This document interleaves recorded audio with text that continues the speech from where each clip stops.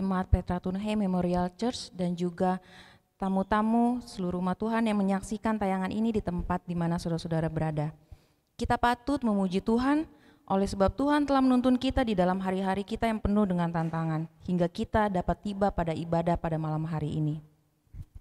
Sebelum kita memulai perbaktian kita, terlebih dahulu kita mengundang kehadiran Roh Kudus di dalam hati dan pikiran kita melalui doa dalam hati.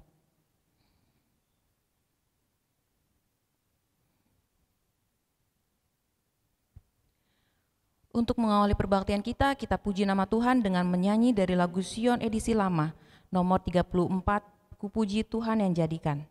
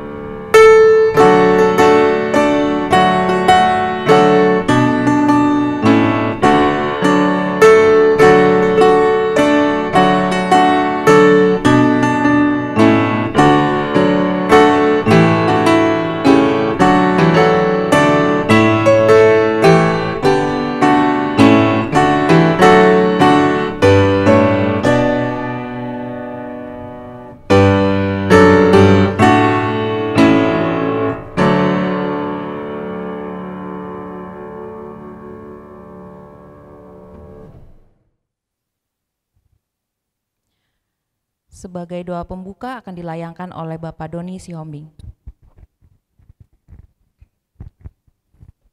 Mari kita sama-sama berdoa.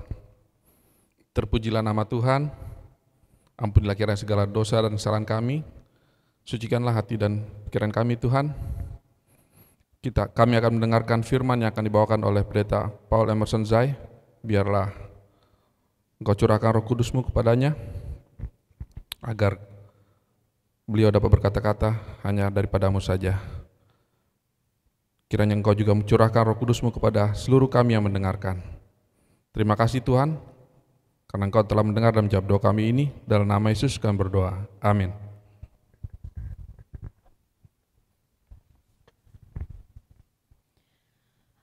Pada kesempatan yang indah ini, marilah kita bertenang diri, kita buka hati dan pikiran kita untuk mendengarkan Tuhan berfirman melalui hambanya Bapak Pendeta Paul Emerson Zai.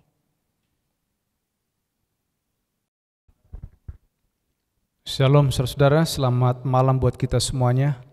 Kita puji Tuhan karena malam hari ini Tuhan masih memberkati kita. Sebelum kita mendengarkan firman Tuhan, sekali lagi kita tunduk kepala untuk berdoa.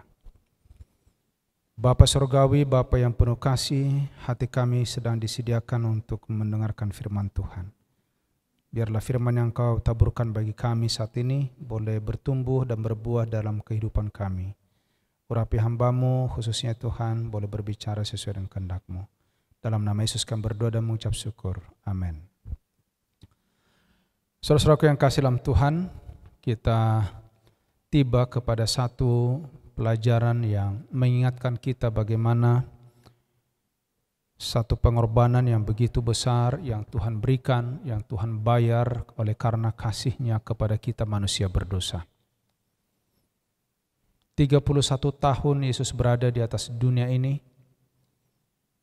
mulai dari Dia di dalam rahim sampai kepada kematiannya. Dia terus mengalami pencobaan silih berganti. dengan peluh, dengan duka, tetapi melayani dengan tulus, dengan ikhlas, demi untuk kebahagiaan kita bersama. Ayat inti pada malam hari ini Yohanes 19 ayat 30. Sesudah Yesus meminum anggur asam itu, berkatalah ia, "Sudah selesai." Lalu ia menundukkan kepalanya dan menyerahkan nyawanya. Saudaraku yang kasih, Kristus tidak menyerahkan hidupnya sampai ia telah melaksanakan pekerjaan yang ditugaskan kepadanya. Dengan nafas perpisahan, ia berseru, "Sudah selesai." Ketika Yesus berkata sudah selesai, pertempuran telah dimenangkan. Sebagai pemenang, ia menancapkan panjinya pada ketinggian abadi. Dan pada waktu itu segenap sorga menang dalam kemenangan juru selamat. Setan dikalahkan, dan sekarang setan sadar dan mengetahui bahwa kerajaannya sudah hilang. Saudaraku yang kasih, setelah kematian Kristus di kayu salib, barulah sadar baik makhluk sorga maupun setan sendiri apa yang dijatuhkan kepada si penipu ini. Kenapa? Sebelumnya malaikat sorga pun, apalagi malaikat yang sudah dibuang dari sorga bersama-sama dengan iblis, belum melihat dengan jelas sifat pemberontakan yang dilakukan oleh setan. Yang mereka lihat adalah seolah-olah Allah itu kejam. Mengapa harus dibuang dari sorga? Setan yang awalnya adalah Lucifer yang menjadi penjaga. Saudaraku yang kasih dalam Tuhan, di dalam Yehezkiel 28 ayat 12, mengenai bintang kejora, Tuhan berkata, "Gambar dari kesempurnaan engkau penuh hikmat dan maha indah." Bintang kejora adalah kerubium yang menaungi awalnya, berdiri di dalam terang hadirat Allah. Saudaraku yang kasih dalam Tuhan, sesudah ia berdosa, kuasanya untuk menipu jauh lebih menyesatkan lagi. Pembeberan tabiatnya menjadi lebih sulit. Oleh karena apa? Kedudukan yang tinggi yang ditempatinya, yang pernah didapatkan oleh setan sendiri. Lalu yang berikut adalah setan tidak dibinasakan, saudara. Ini juga menjadi pertanyaan yang seringkali muncul, baik di dalam diskusi, di dalam rumah mungkin, di dalam gereja, bahkan secara umum. Kenapa setan dibiarkan hidup sementara manusia banyak menjadi korban? Tolong diperhatikan baik-baik. Sebenarnya Allah dapat membinasakan setan dan para simpatisannya semudah seorang dapat melemparkan kerikil ke tanah. Tetapi Tuhan tidak melakukan hal demikian. Pemberontakan dikatakan di sini, hendaknya jangan dikalahkan dengan kekerasan. Kuasa memaksa terdapat hanya di bawah pemerintahan setan. Jadi tolong dilihat baik-baik. Ini jawaban yang penting yang kita harus sadari bersama. Bagi Tuhan, pemberontakan tidak dikalahkan dengan kekerasan, tetapi dengan kelemah lembutan. Kenapa? Karena prinsip Tuhan bukan seperti prinsip setan. Kekuasaan Allah berdasarkan kebaikan, berdasarkan kemurahan, kasih, dan cara mengemukakan prinsip ini merupakan ikhtiar yang digunakan. Pemerintahan Allah bersifat akhlak dan kebenaran serta kasih yang menjadi kuasa yang menang. Jadi saudaraku yang kasih dalam Tuhan, Allah tidak akan pernah bertindak dalam kekerasan mengalahkan pemberontakan. Itulah sebabnya kalau kita baca ayat-ayat Alkitab, betapa banyak yang memberikan indikasi kemurahan Tuhan. Bagaimana seorang wanita yang berzina yang harusnya dilempar batu sesuai dengan peraturan orang Yahudi, sekarang dilepaskan oleh Tuhan dengan sebuah pertobatan. Bagaimana saudaraku yang kita tahu ya, di dalam 2 Petrus pasal 3 ayat 9, harusnya Tuhan sudah datang dan membinasakan orang-orang jahat, tetapi apa dia katakan di sana? Firman Tuhan katakan, Allah tidak lalai menepati janjinya, tetapi Ia sabar terhadap kamu, karena Allah menginginkan pertobatan dan keselamatan, bukan kebinasaan. Jadi saudaraku yang kasih dalam Tuhan, kalau sampai hari ini setan tidak dibinasakan, bukan karena Allah tidak dapat melakukannya, tetapi ini memberikan kepada kita satu pelajaran. Tolong diperhatikan kalimat berikut ini. Adalah maksud Allah menempatkan perkara-perkara di atas satu dasar keamanan abadi, dan dalam majelis di sorga diputuskan bahwa waktu harus diberikan bagi setan untuk menunjukkan prinsip-prinsip yang menjadi dasar sistem pemerintahannya. Jadi kalau ini tidak dibuat transparan kepada dunia, kepada malaikat-malaikat, maka tuduhan setan kepada Allah akan menjadi semakin tajam, bahwa Allah itu kejam. Hukum Tuhan tidak dapat dituruti. Jadi diberikan waktu yang panjang kepada setan, kepada pengikutnya, agar manusia sendiri akan melihat bagaimana sebenarnya pemerintahan dari setan itu sendiri.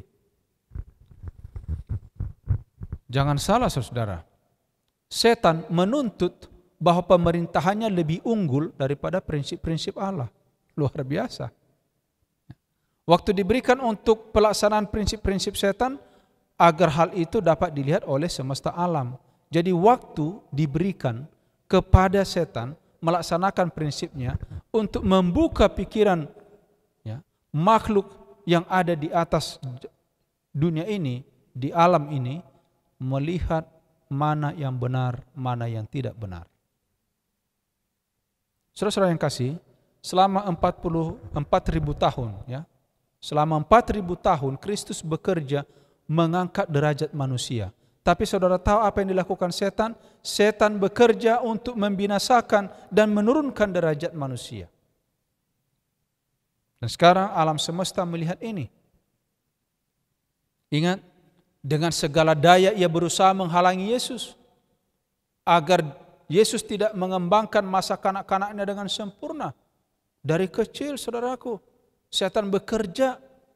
Masa dewasa yang tidak bersalah, pelayanan yang suci, pengorbanan yang tidak bercacat, ya, ini semua dihalangi oleh setan. Tetapi dia tidak berhasil. Dari padang belantara ke Golgota, topan kemarahan setan menimpa Yesus. Tetapi inilah pelajaran bagi kita pada malam hari ini. Lebih teguh, lebih hebat topan yang memukul datang kepada Yesus, lebih teguh anak Allah itu berpaut kepada tangan Bapanya dan terus berjalan pada jalan yang berlumuran darah. Saudara-saudara yang kasih dalam Tuhan, bila mana kita menghadapi pergumulan dari hari ke hari, kita membutuhkan hubungan yang baik dengan Tuhan, menyerahkan diri seperti Yesus menyerahkan diri kepada apa? Kepada Bapanya. Segala usaha setan untuk menindas mengalahkan Yesus hanya menunjukkan bahwa tabiat Yesus yang tidak bercacat celah itu dalam terang yang lebih sempurna. Harusnya kita juga demikian saudara. Semakin kita dicela, semakin kita dihina, harusnya itu menunjukkan bahwa kita adalah orang-orang yang berjalan dalam terang. Segenap surga dan dunia yang tidak jatuh menyaksikan pertentangan itu. Surga memandang Kristus yang tergantung di salib dengan perasaan yang sangat sedih. Darah mengalir dari pelipis mengalir dari dahi, dari tangan dan kaki, tetesan demi tetesan di atas batu tempat di mana ya salib ditancapkan. Saudaraku yang kasih dalam Tuhan, luka-luka yang disebabkan oleh paku terbuka lebar ketika berat tubuhnya menekan tangannya. Dan segenap sorga dipenuhi keheranan. Kenapa? Di saat penderitaan yang begitu hebat, luka yang begitu menyakitkan, darah mengalir begitu deras, justru Kristus berdoa. Di tengah penderitaan yang mengerikan itu, dia berkata, "Ya Bapa, ampunilah mereka, sebab mereka tidak tahu apa yang mereka perbuat." Lukas 23 ayat 34. Saudara-saudaraku yang kasih dalam Tuhan, sorga melihat orang-orang sekeliling, wanita-wanita yang mengasihi Yesus waktu itu menangis. Ya. Tetapi orang-orang yang dirasuk setan hari itu, saudaraku yang kasih dalam Tuhan, mereka justru dalam kebencian yang tidak berdasar, dihasut oleh kuasa kegelapan. Justru bukan dalam kasihan mereka melihat Yesus, mereka justru mengejek, mengolok-olok dia. Saudaraku, kepada setan, kasih Allah dinyatakan sebagaimana yang tidak pernah dinyatakan kepada makhluk ciptaan yang lain. Begitu besar dianugerahkan Tuhan kepadanya kasih, karena mengerti tabiat Allah, mengetahui kebaikannya. Tetapi sekarang setan memilih mengikuti kemauannya sendiri dan mementingkan diri. Dan inilah yang menentukan pilihan itu. Tidak ada lagi yang dapat diperbuat oleh Allah untuk menyelamatkan setan. Saudara-saudaraku yang kasih dalam Tuhan, setelah Yesus disalibkan oleh menumpahkan darah anak Allah, setan dibatasi sudah hubungannya. Ia telah mencabut dirinya dari simpati makhluk-makhluk sorga. Tadinya sebelum Yesus disalib masih ada simpati kepada setan untuk memberikan waktu kepadanya bertobat, berubah. Hubungan simpati itu berakhir antara setan dan dunia. Meskipun demikian, setan tidak dibinasakan waktu itu. Sekali lagi, mengapa setan tidak dibinasakan waktu itu? Sudah jelas-jelas dosanya, kesalahannya begitu besar sampai Yesus disalibkan. Saudara yang kasih, malaikat-malaikat tidak mengerti pada saat itu segala perkara yang termasuk dalam pertentangan besar. Prinsip-prinsip yang dipertaruhkan harus dinyatakan lebih sempurna. Dan perhatikan jawaban ini. Untuk kepentingan manusia. Saudaraku, untuk kepentingan manusia maupun malaikat-malaikat harus bisa melihat perbedaan yang mencolok antara putra terang dan putra kegelapan. Sehingga dia harus memilih siapa yang hendak dilayaninya. Jadi panggilan bagi kita pada malam hari ini, dengan perantaraan Yesus, kemurahan Allah ditunjukkan kepada manusia. Kemurahan tidak mengesampingkan keadilan. Hukum menyatakan sifat tabiat Allah, dan satu nokta pun daripadanya tidak dapat diubah untuk menemui manusia dalam keadaannya yang sudah jatuh. Saudara-saudara, Allah tidak mengubah hukumnya, tetapi ia mengorbankan dirinya sendiri. Luar biasa, saudaraku. Ya. Hukum Allah, tolong diperhatikan, tidak berubah, saudara. Tetapi Yesus harus datang berkorban dalam Kristus untuk menebus manusia. Saudaraku yang kasih, karena dalam 2 Korintus 5 ayat 19, sebab Allah mendamaikan dunia dengan dirinya. Saudara-saudara yang kasih dalam Tuhan, hukum menuntut kebenaran. Suatu kehidupan yang benar. Suatu hidup tabiat yang sempurna. Dan ini tidak dapat dilakukan oleh manusia itu sendiri. Ini statement perlu bagi kita, saudaraku. Jangan pernah kita menganggap diri kita hebat, benar, bisa merubah segalanya. Tidak. Hukum menuntut kebenaran, kehidupan yang benar, suatu tabiat yang sempurna. Tapi kita tidak dapat melakukannya sendiri. Siapa yang melakukan? Itulah sebabnya Kristus datang ke dunia ini. Sebagai manusia hidup suci, mengembangkan tabiat yang sempurna. Dan inilah pemberiannya yang cuma-cuma untuk semua orang yang mau menerimanya. Yang mau, saudara. Hidupnya menggantikan hidup manusia. Dan Allah dapat menunjukkan keadilannya pada masa kini, supaya nyata bahwa ia benar dan juga membenarkan orang yang percaya kepadanya. Roma 3 ayat 26. Jadi saudaraku yang kasih dalam Tuhan, dengan datangnya Yesus ke dunia ini, berkorban di atas kayu salib, Dia menggantikan saudara dan saya. Dan pemberian yang cuma-cuma ini yang membenarkan saudara dan saya sehingga dianggap suci oleh karena darah Yesus yang mengalir di kayu salib.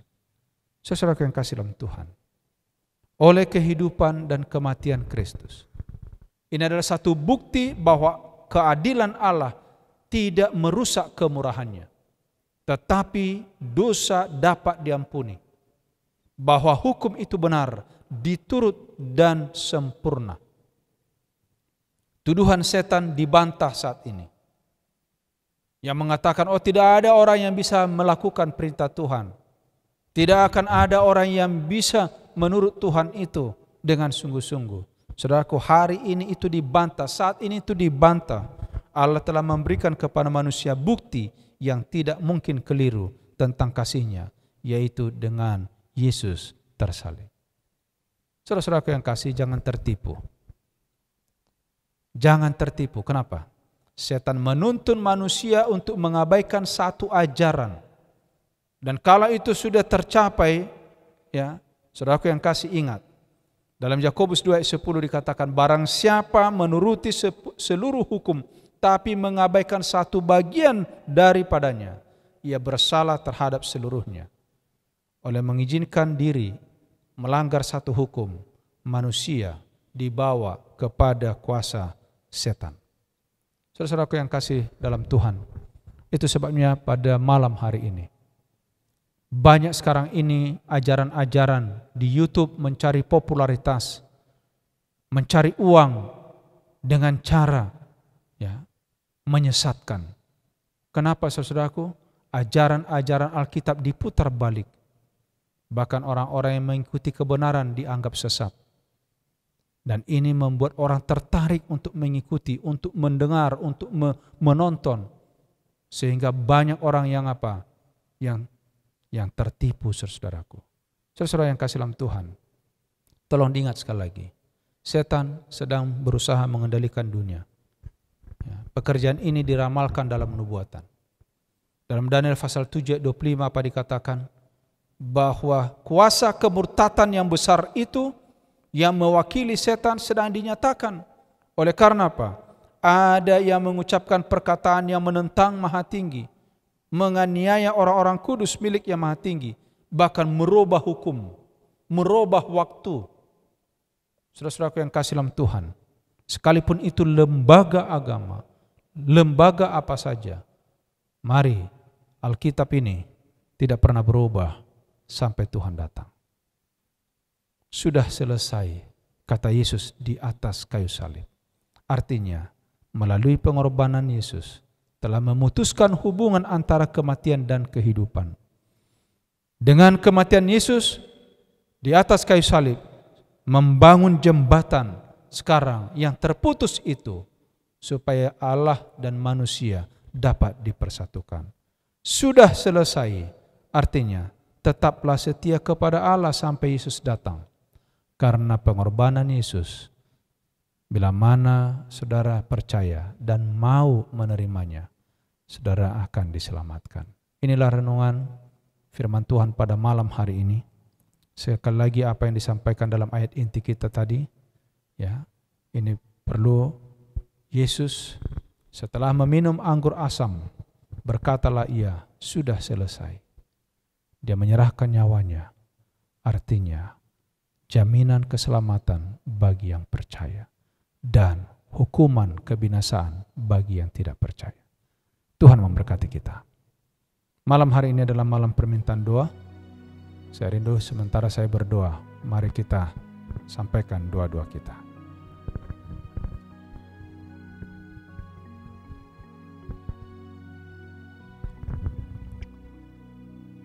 Bapa di sorga, Bapa yang penuh kasih, saat ini kami datang kepada Tuhan, karena kami tahu Engkau Allah kami yang menciptakan kami, Allah yang mengasihi, Allah yang telah membayar akan hutang-hutang dosa kami melalui pengorbanan Yesus. Oleh sebab itu, dengarlah puji-pujian kami.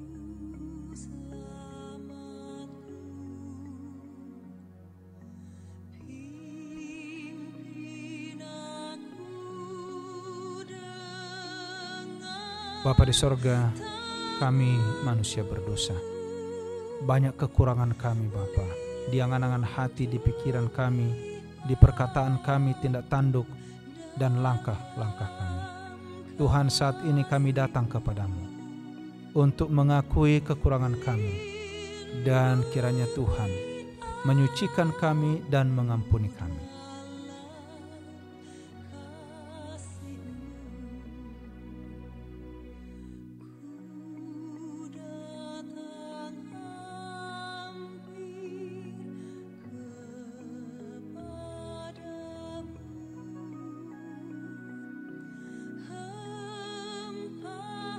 Bapa yang baik, kami menyadari dan kami percaya Engkau Bapa kami yang mengasihi kami. Tuhan, kami mau menyerahkan hidup kami ke dalam tangan-Mu. Hidup rumah tangga kami, suami istri, anak-anak kami, bahkan bagi yang sudah punya cucu, Tuhan berkati. Memberkati usaha tangan kami semuanya, pekerjaan kami. Memberkati kami di dalam pelayanan, di dalam segala tindak tanduk kami. Kiranya urapan sorga menjadi bagian kami, karena kami tahu kebutuhan kami yang terbesar saat ini adalah kecurahan kuasa Roh Kudus Tuhan. Bapa, kami menyerahkan jemaat-Mu ke dalam tangan-Mu.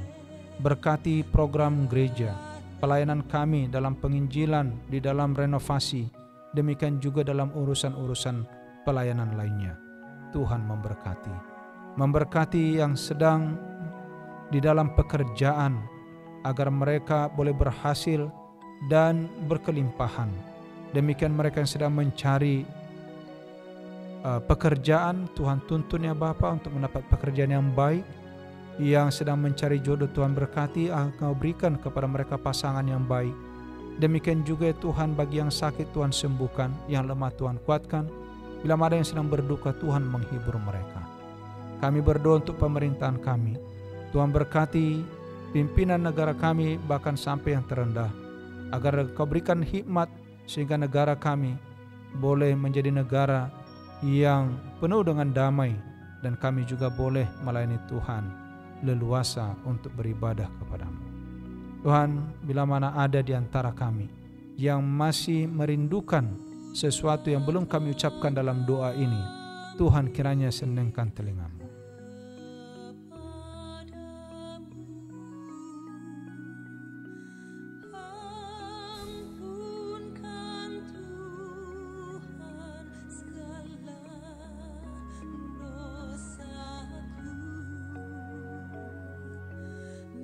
Bapa, terima kasih Tuhan sudah mendengarkan doa kami. Terima kasih atas segala kebaikan Tuhan yang Kau berikan bagi kami. Terima kasih atas firman-Mu malam hari ini mengingatkan kami bagaimana Yesus berkorban di atas kayu salib.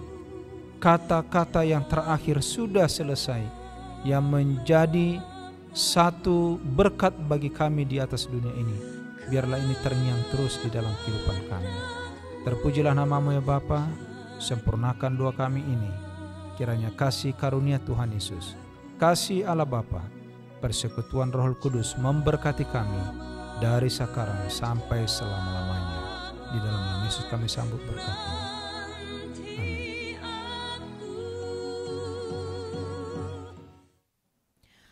Untuk mengakhiri ibadah ini, mari kita kembali puji nama Tuhan dengan menyanyi dari lagu Sion edisi lama nomor 38, Tuhan pimpinlah aku.